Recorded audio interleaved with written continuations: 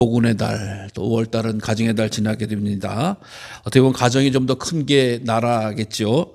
이 나라, 특히 우리나라는 6월 달에 어제는 현충일도 있었고 또 6월 25일 한국 전쟁이 또 있었던 그런 가슴 아픈 달이기도 합니다.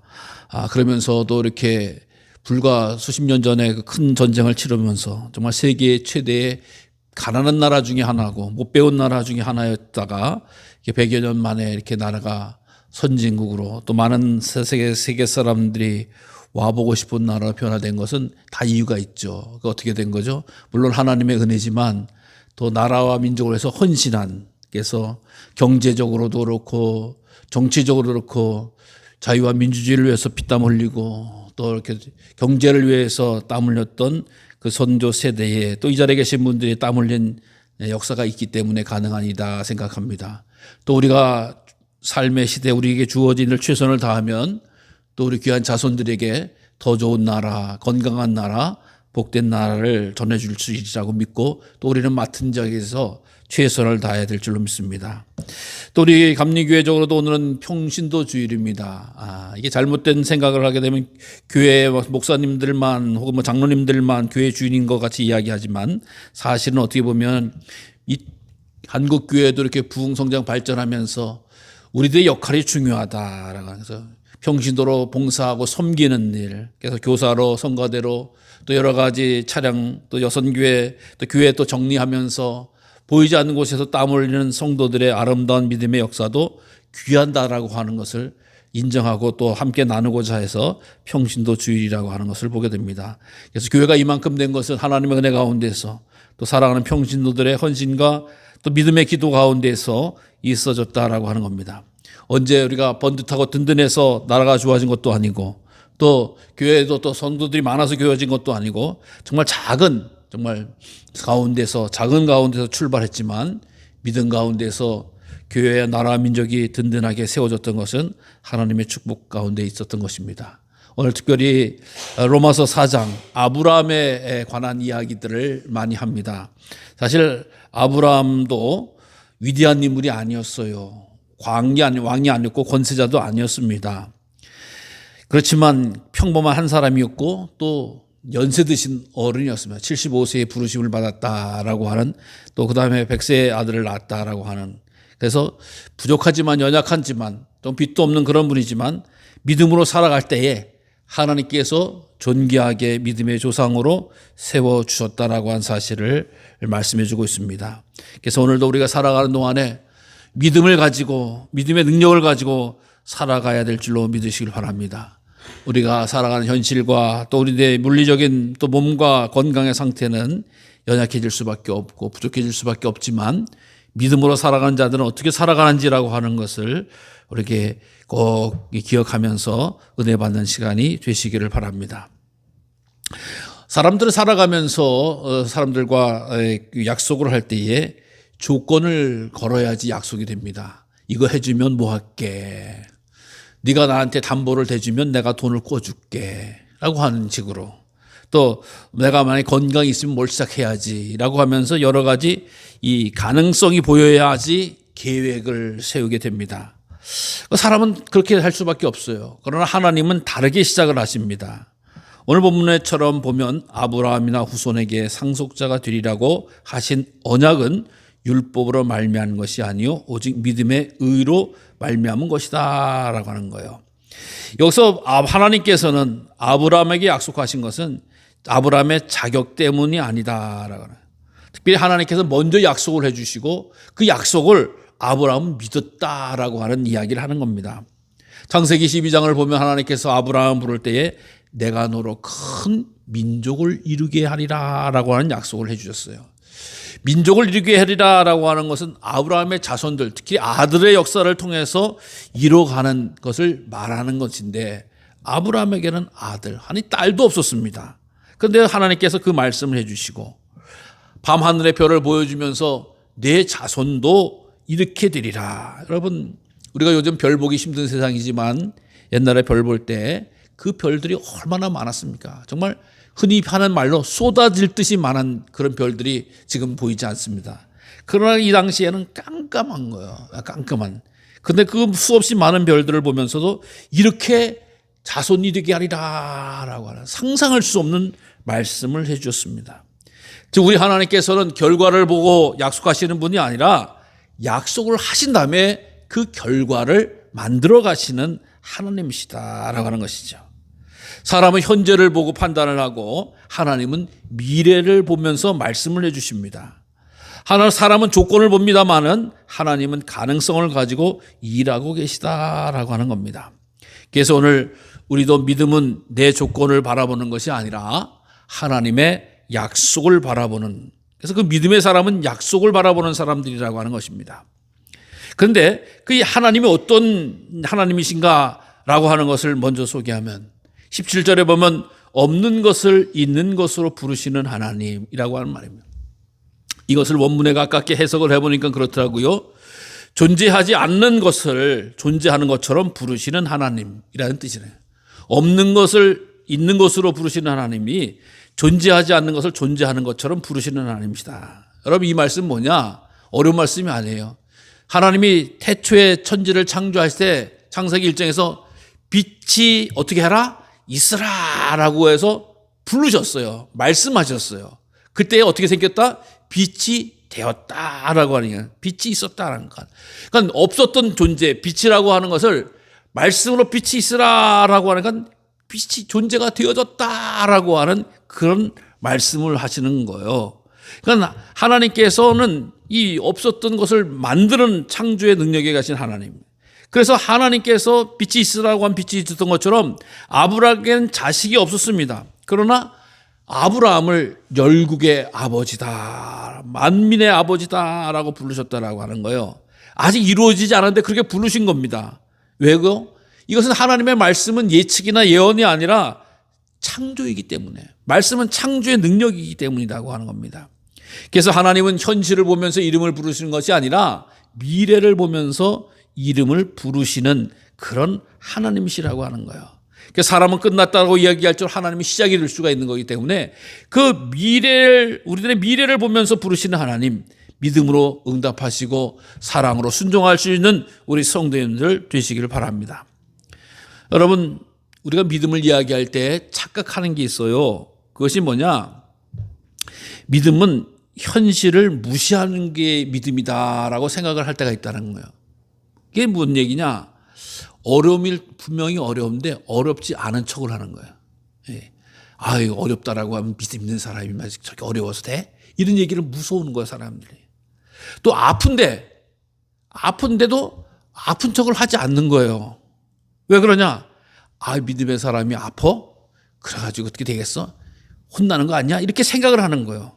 이거는 전혀 자기들하고 상관이 없는 이야기인데, 문제가 있어도 저 집에 문제가 있대, 이게 소문나면 이상할까봐 문제 없는 척 하는 게 믿음이라고 생각해요.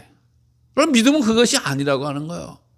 어려움이 있어서 어려움 없는 척, 안 아픈 척, 또 문제가 없는 척 이렇게 하는 것이 믿음이라고 생각하는 경우가 있는데 그거는 잘못된 착각이다라고 하는 거예요. 성경은 믿음의 현실을 외면하는 것이 아니라 현실을 직시하면서도 그 가운데서도 하나님을 바라보는 것을 믿음의 사람이다라고 이야기하는 겁니다. 여러분, 우리 사람 신경 쓰여져서 없는 척, 있는 척, 뭐 여러 가지 척척을 합니다만은 하나님은 다 아시잖아요. 오늘 18절에 보면 아브라함이 바랄 수 없는 중에 바라고 믿었다라고 하는, 이것을 로마서 4장을 연구하는 분들은 심장과 같은 구절이다라고 이야기해요. 아브라함이 뭘 바랐느냐? 인간적으로는 바랄 수 없는 것, 인간의 희망, 이것임에도 불구하고 없는 중에 바라고 믿었다. 인간의 기대, 인간의 희망으로서는 나올 수 없는 일이지만 하나님의 말씀에 근거한 희망을 가졌다라고 하는 이 내용을 설명하고 있는 것이다라고 하는 겁니다. 왜 그렇습니까? 이것이 아브라함이 현실을 몰랐던 사람이 아닙니다. 그는 오히려 현실을 잘 알고 있어서 19절에 보면 100세가 되어 자기 몸이 죽은 것 같고 사라의 태가 죽은 것 같음을 알고도 희망을 가졌다. 이게 얘기를 풀어서 그런 거잖아요. 하나님께 자손들을 아들을 주리라라고 말씀하셨는데 자기가 거의 100세가 되고 아내가 90세가 됐는데 애를 어떻게 낳습니까? 예? 자기가 몸 보니까 이게 죽은 몸이다라고 얘기해요. 죽은 것 같다. 이게 진짜 죽었다는 게 아니라 모든 기능이 멈춰진 것과 같고 생명의 가능성이 없게 되어졌다라고 하는 거. 여러분, 오늘날 같이 아무리 과학이 발달된 나라인데도요, 발달한 시대 아니겠어요? 제가 보니까 우리 이 전 세계에서 여성이 임신을 했던, 출산을 했던 최고의 기록을 보니까 2019년도에 인도에서 74살 먹은 할머니가 인공 수정을 해가지고 쌍둥이를 출산한 게 세계 기네스북에 올랐다. 예. 여러분, 뭐 인도로 기록해서 믿거나 말거나 모르겠습니다만 어쨌든 간에 2019년도 인도에서는 74세 여성이 출산을 한 것이 기록인데, 그것도 자연 임신이 아니라 시험관, 그러니까 인공 수정을 통해서 했다라고 하는 기록이 있고요. 그러면 과학이 발달되고 우리나라처럼 나라에서 어떻게 됐냐라고 하는 걸 봤더니 우리나라는 58세의 할머니라고 하면 안 되겠지만 어쨌든 간에 58세의 여성분이 이분도 똑같이 시험관 아기를 통해서 아기를 출산했다라고 하는 게 현재 한국 기록입니다.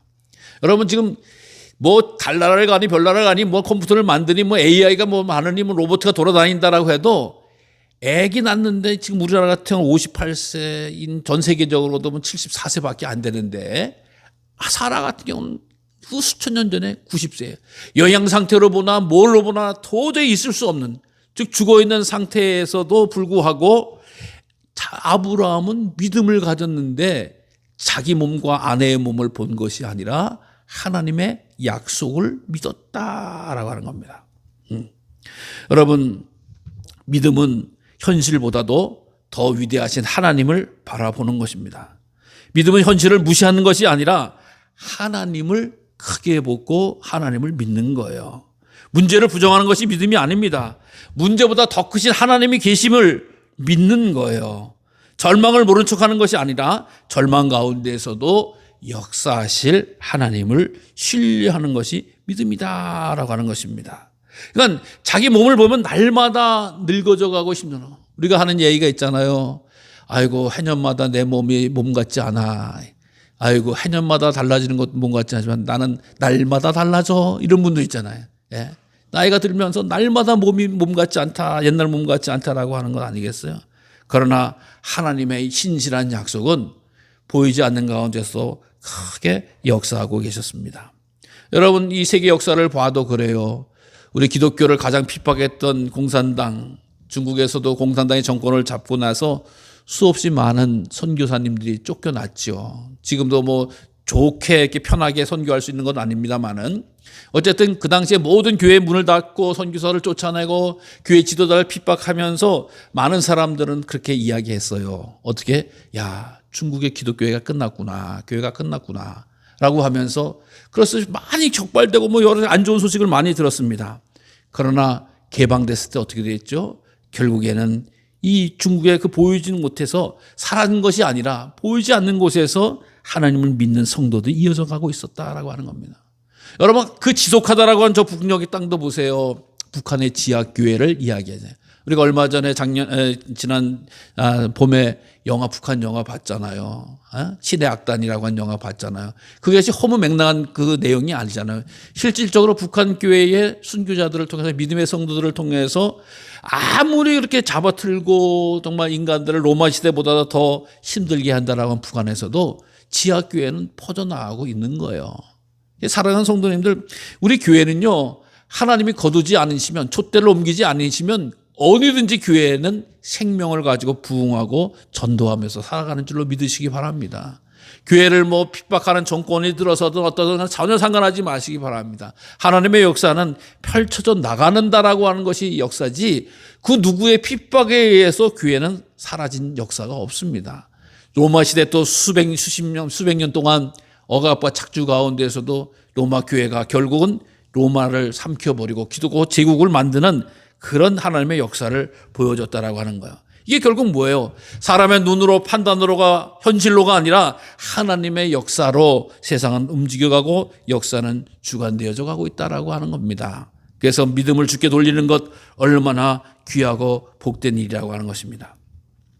그래서 또 믿음은 의심이 없는 상태라고 생각을 하는데 사실 믿음의 사람도 똑같은 감정의 사람입니다. 아브라함도 사람이잖아요. 왜 아브라함도 걱정이 없을까요? 근심이 없을까요? 여러분 성경에서 아브라함은 25년 동안 하나님께서 아들을 주시겠다라고 기다렸던 그런 생활 아니겠어요? 사실 성경은 아브라함의 아들 낳는 나기를 주로 하려고 하는 것이 아니라 하나님의 구원의 역사를 이야기하려고 해요. 아브라함이 25년 동안 하나님을 만나지 못하는데 여러분 생각해 보세요. 하나님이 나를 통해서 그 흰 말을 하시는 하나님, 거짓말을 하지 않고 부족한 말씀하지 않은 하나님이 자손을 주신다는데 아까도 얘기했지만 해년마다 시간이 가고 몸이 달라지고 힘들어지니까 야 이거 이상한 거 내가 잘못 본 거 아니야? 잘못 들은 거 아니야? 라고 하는 유혹이 왜 없겠어요? 분명히 있을 것입니다. 근데 그것을 기록하는 게 목적이 아니에요. 성경 목적은 하나님께서 하신 일을 기록하는 거죠. 그러니까 사람 같으면 내가 이제 10년은 기다렸으니까 됐지 라고 하면서 포기하는 사람도 있을 수가 있습니다. 근데요 아브라함은 믿음이 없어 하나님의 약속을 의심하지 않고 믿음으로 견고하여져서 하나님께 영광을 돌렸다. 이건 뭐예요? 자기의 삶이 고되고 어렵고 때로는 주변에서 놀릴지라도 이 의심하지 않았다라고 하는, 의심하지 않았다라고 하는 말은 생각이 흔들리지 않았다는 말이 아니라 계속되는 현실의 그 부딪힌 가운데서도 신실하심을 포기하지 않았다라고 하는 거예요.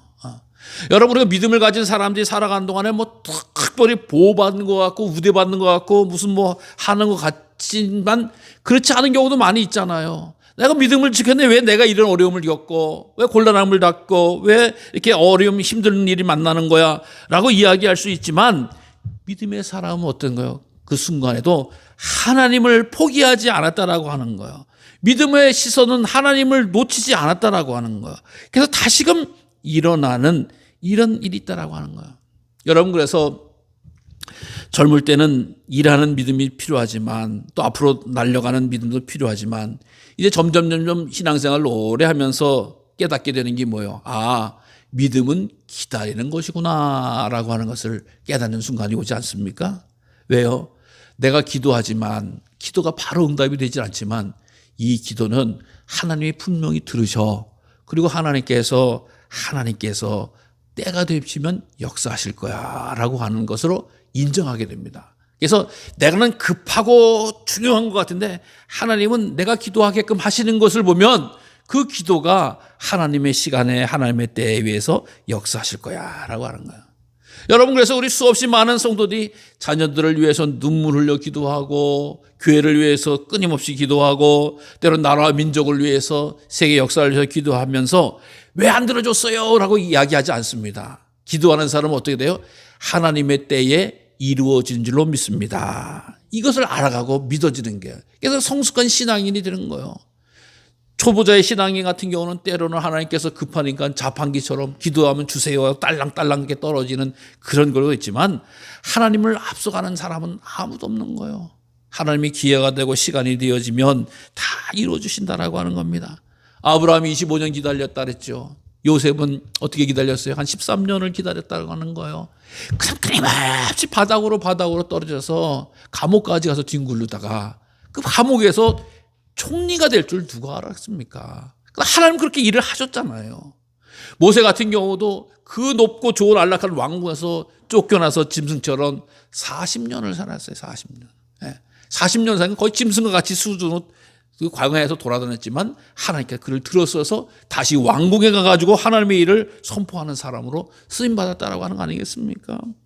다윗도 보세요. 다윗도 목동하다가 그 어린 나이에 막내라고 해서 인간 취급도 못 받는데 다윗의 딸 데리고 와서 기름 부으라라고 사무엘의 기름을 붓고 그 다음날 왕궁 가서 왕 됐나요? 아니에요. 고생 직사하게 했습니다. 기름 부어가지고 말이야 사울에게 쫓기느라고 도망가고 미친 짓하고 별짓을 다 하면서 살아다가 결국에는 왕이 되어졌다라고 하는 거예요.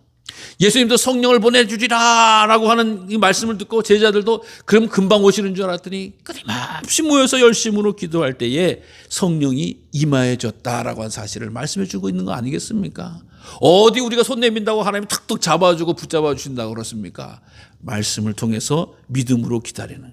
그래서 기다리는 것은 하나님의 학교와도 같다. 하나님의 학교와도 같다. 여러분, 하나님 기다리면서 뒷짐 주고 계십니까? 아니에요. 우리 인생을 알차게 하고 맺어져 가고 빚어져 가시고 또 성숙하게 하시는 하나님이시다. 세계 대개 보면 정치인들은 좋아하지 않아요, 사람들이. 지금 정치인들도 인기가 없습니다. 그런데 존경받는 사람 가운데 거의 최고라고 하는 분은 에브라함 링컨 아니겠습니까?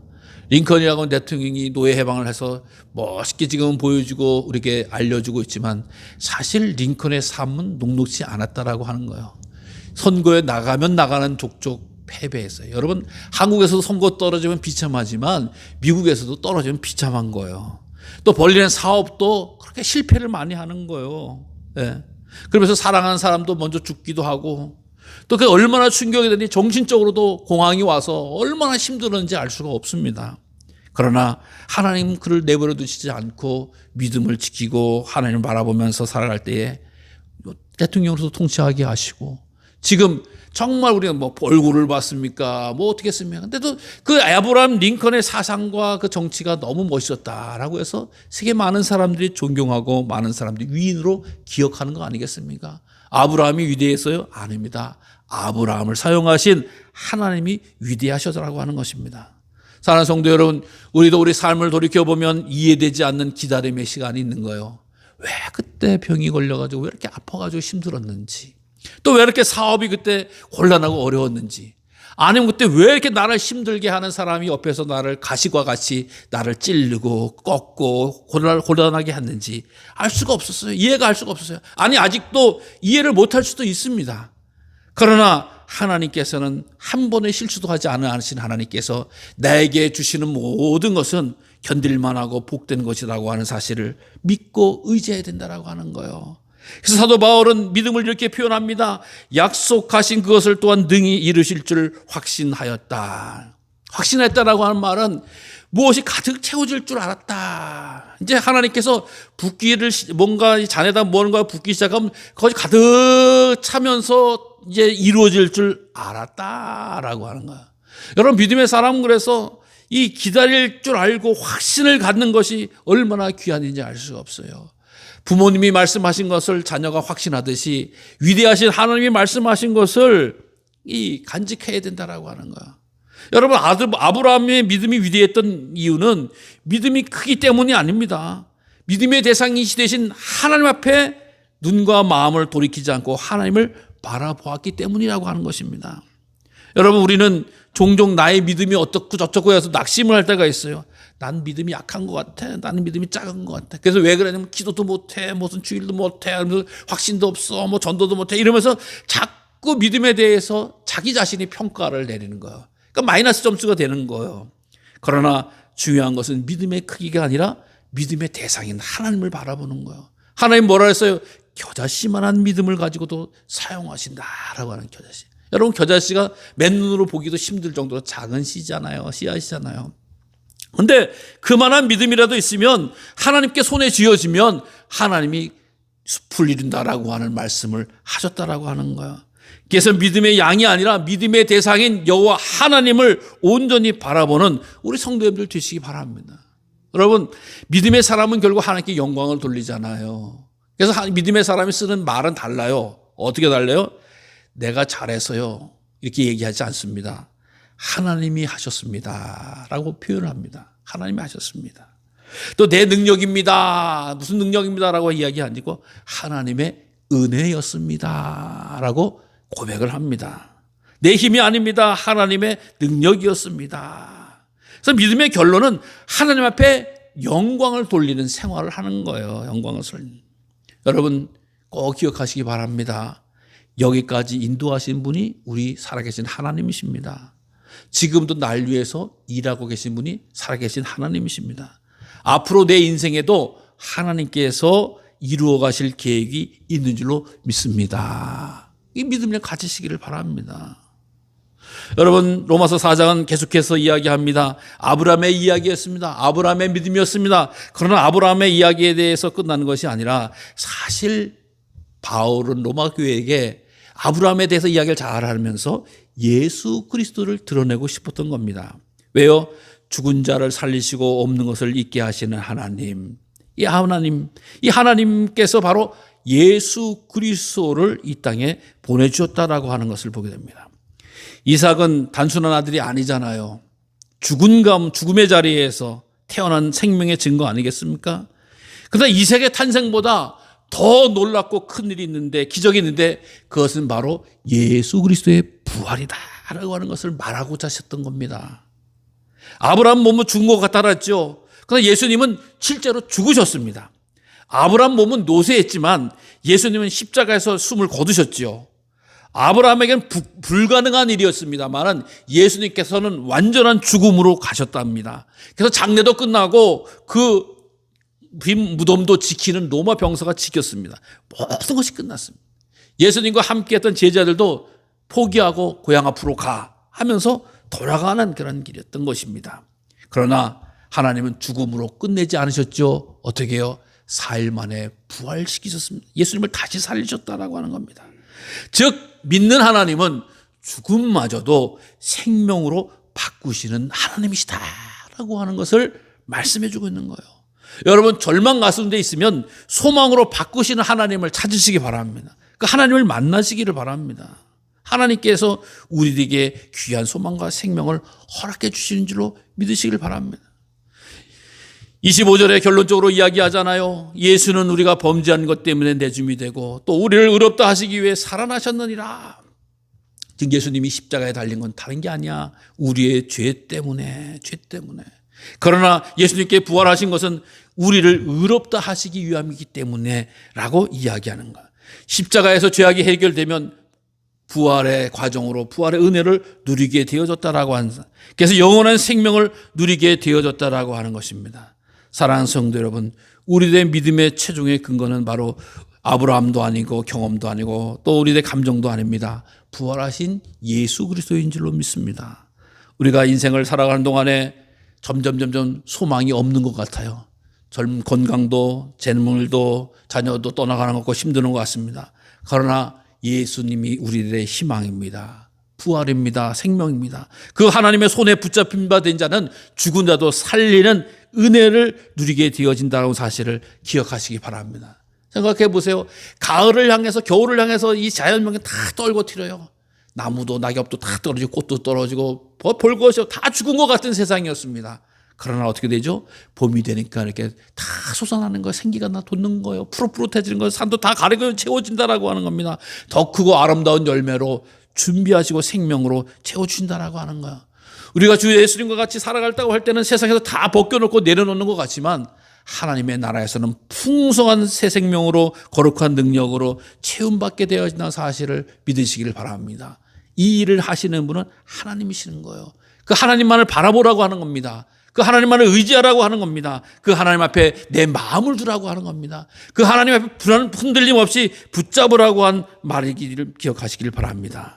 그래서 나는 죽음을 믿지 않습니다. 나는 부활을 믿습니다. 나는 끝을 믿지 않습니다. 나는 다시 살리시고 영원히 살게 하시는 하나님의 능력을 믿습니다. 라고 하는 확신에 거하시기를 바랍니다. 그래서 믿음을 보시고 하나님의 기쁨이 되는 사랑하는 성도들의 삶이 되시기를 간절히 주님의 이름으로 축원합니다.